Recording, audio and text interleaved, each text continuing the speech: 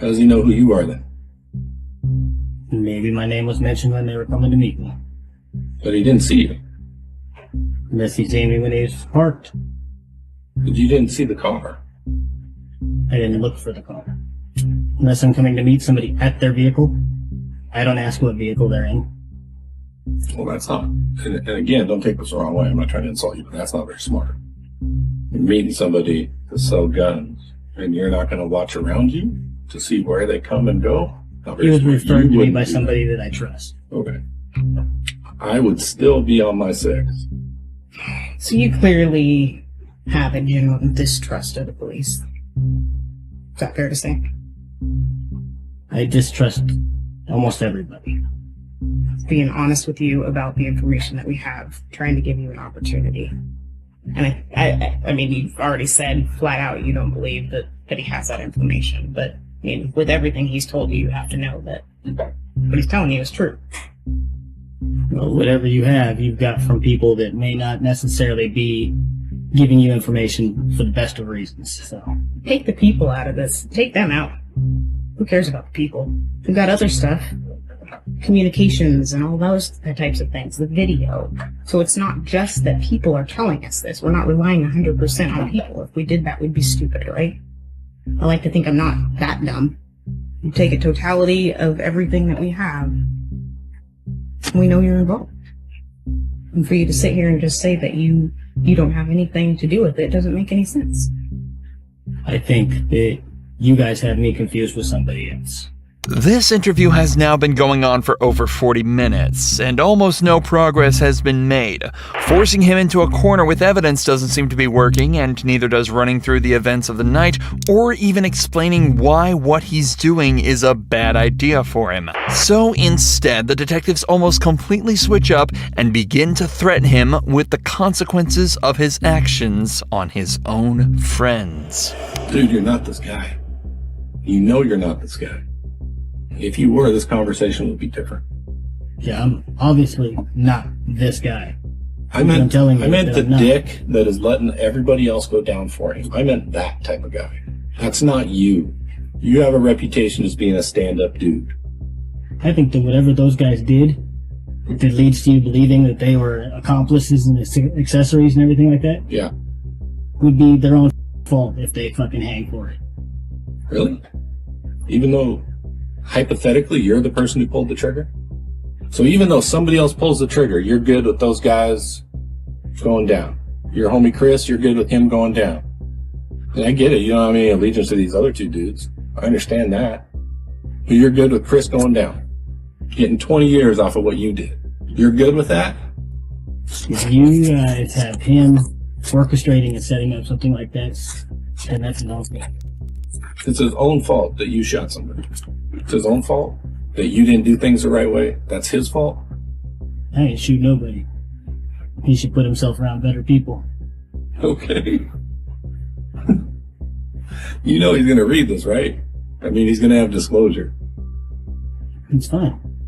I'd much rather not see my friend get in trouble, but if by you saying that you guys want me to tell you that I did something that I didn't do... Fair enough. I don't want you to tell me that you did something you didn't do. That's not what I want. I want you to admit to what you did do. Because it's not even a question that you did it. If it wasn't a question, you wouldn't be sitting here trying to get me to admit to something I didn't do. I would, because it's the right thing to do. You may not trust the police, but I don't want to jam up all these other dudes on a murder one charge for something you did. Because it's not right in my mind that other people go down for something that serious off of what somebody else did. So I do care about that. That's why I'm talking to you. Well, you're talking to the wrong guy. You don't care about those dudes? I'm not saying I don't care about them. I'm saying that you're talking to the wrong guy because I didn't do shit. That's not what innocent people say. Innocent people that actually give a Yeah, no. You know how many people I've had in that chair, man? Thousands.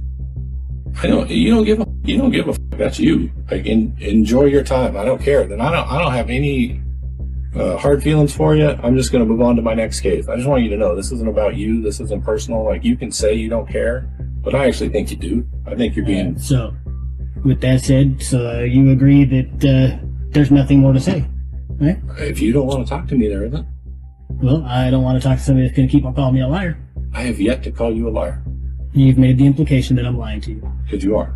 But there's a difference between calling someone a liar and then pointing out inaccuracies in their story. There's a big difference. One is disrespectful. The other is not.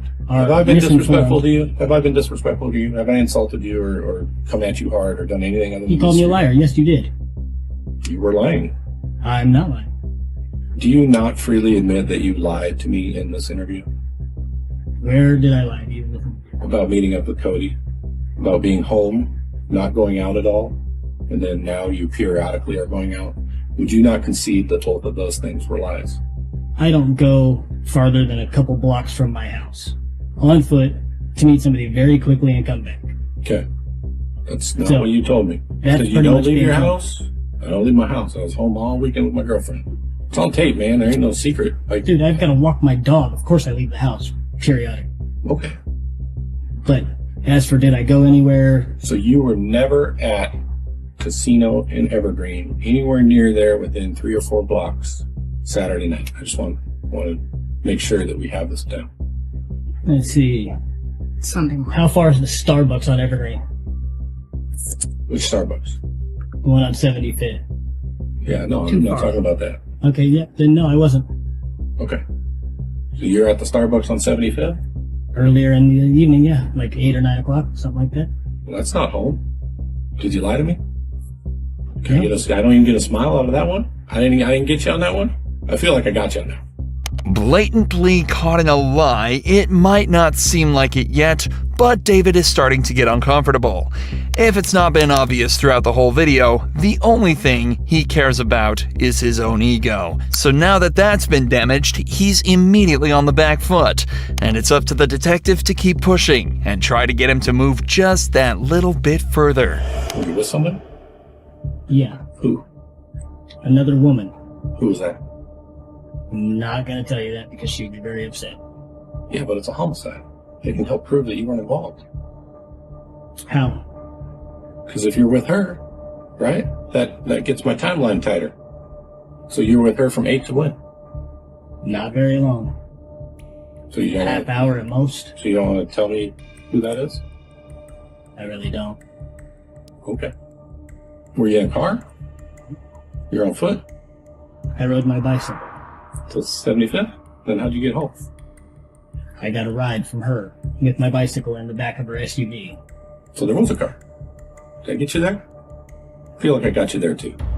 Yeah, Saturday I appreciate night, it. I'm just Sunday looking for morning. honesty, man. I mean, at this point, I feel comfortable that you have lied to me several times. I'm looking for honesty so that I can rule you out. If you asked where I was Saturday night, Sunday morning, I did. yeah. So, Sunday morning, late Saturday night, Yeah. doesn't cover 8 or 9 o'clock in the evening. Oh, okay. So then let's rewind. So Saturday morning to 8 o'clock, where were you? Most of the time, at home. Can you just lay it out for me? Why do I gotta pull it out of you?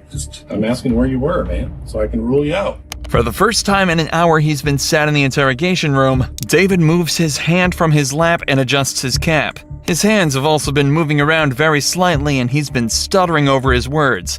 His ego has been properly bruised, and he's starting to get very uncomfortable. If provoked, narcissists such as David are likely to suddenly snap in an instinctive effort to prove that they are smart and in control, but often give up all the information the cops need to catch them dead to rights.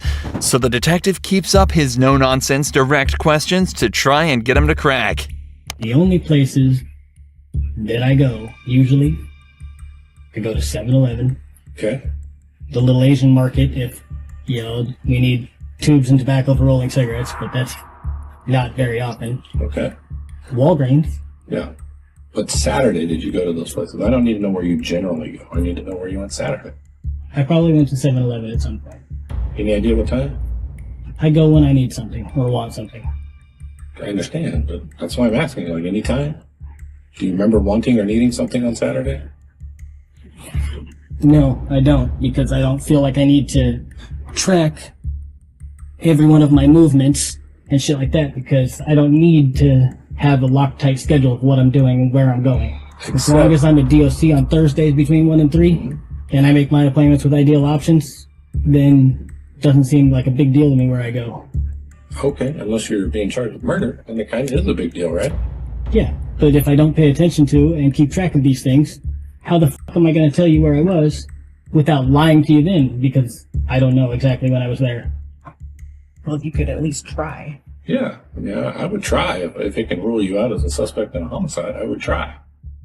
Yeah, well, where I was Saturday during the day has no bearing on where I was Saturday night, Sunday morning. It does. Absolutely it does. Because I can show you're wearing different clothes. Or I can show you wearing the same clothes.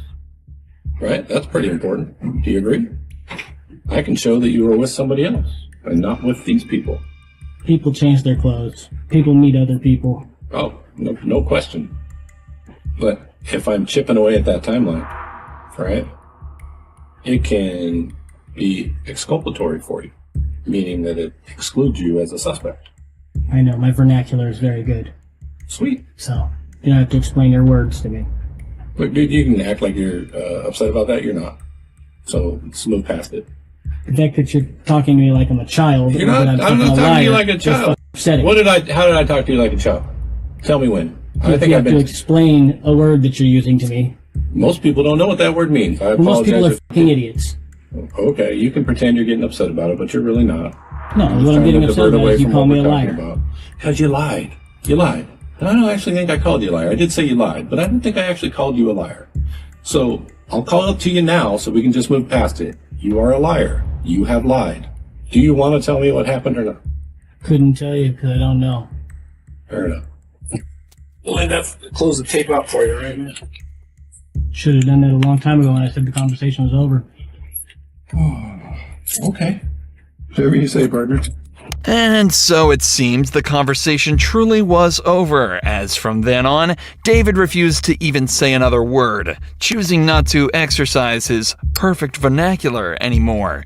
And predictably, he didn't last long in court. Given that he made no attempt to defend himself or cooperate with detectives, he was faced with the maximum possible sentence. David was also already a convicted felon with charges of arson, burglary, vehicle theft, and 35 other misdemeanors dating all the way back to 1999. So, in October of 2020, 33-year-old David Wright was sentenced to 40 years in prison without the possibility of parole.